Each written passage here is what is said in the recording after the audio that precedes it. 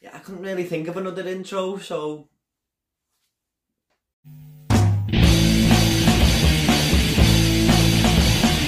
What is up, everyone? Movie Wayne back again with another review, and this is going to be for the film Wonder Woman 1984, and this is directed by Patty Jenkins, starring Gal Gadot, Kristen Wiig and Chris Pine. Now, I am going to try to avoid as many spoilers as possible. There might be one or two minor ones in here, because it's kind of hard to talk about this movie without talking about the plot as well, but I will do my very, very best to avoid them. Now, this tells the story of a lonely Diana who is helping people around the 1980s with the power she has as Wonder Woman. However, when a power-hungry businessman gets hold of a stone that grants wishes, she gets a whole load of new problems on her hands to deal with. Well, this finally got released, and I feel like I've said that a few times this year, but HBO Max and Warner Brothers have finally come together and said that they're going to release all them movies on the streaming services and give them theatrical releases where they can as well. And this one was the one they started with. I feel like I've been drip-fed blockbusters this year. I haven't seen too many. So it was good to get back into the cinema and watch this again. Just lie back with my Coke, my popcorn, and just watch another blockbuster. Even Liv, I didn't love it as much as I thought I would. Let's just start with the biggest positive of this film, which is Gal Gadot as Wonder Woman. She picks up from the first movie where she left off and carries it on here as this brilliant portrayal of the superhero character. I just love her. She's kick-ass, and you couldn't really ask for a better casting choice, could you? Because she just fits the role perfectly. But I really like what she brought to Diana as well. You really feel the struggles that Diana is going through in this film, and it's a great performance from Gal Gadot.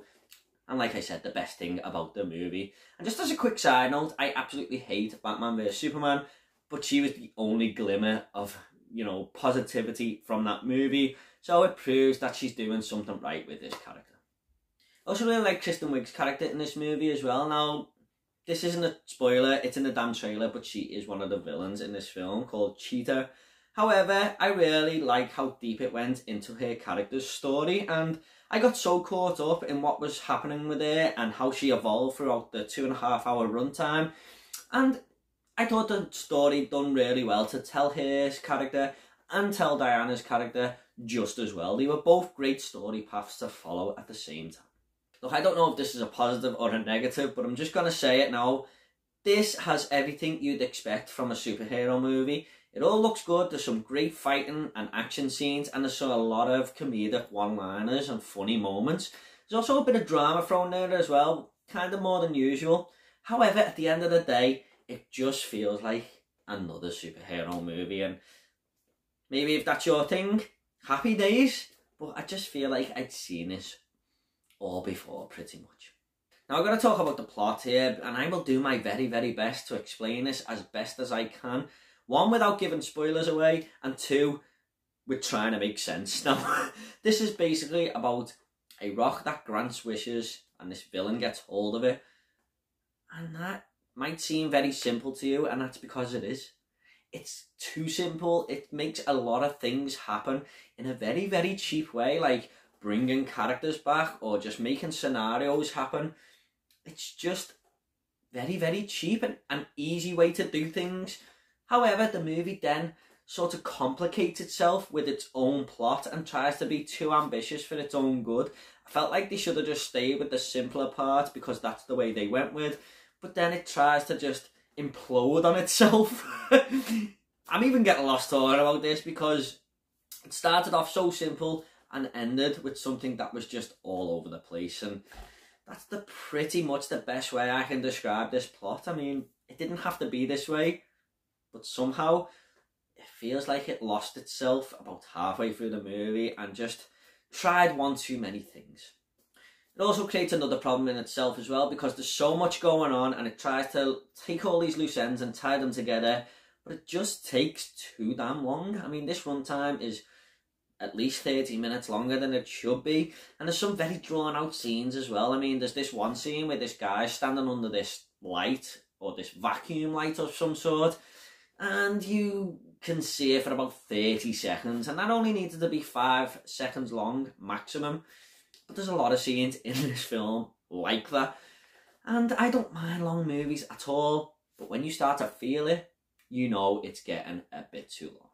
Like I said, I love Gadot as Wonder Woman and Diana here, of course, but this also links to the runtime a little bit because it is very, very slow paced, and there is some good chunks of this movie where you don't see her as Wonder Woman. I mean, unless I'm not remembering this correctly, from the first moment you see her to the next, I'm sure it's like an hour long.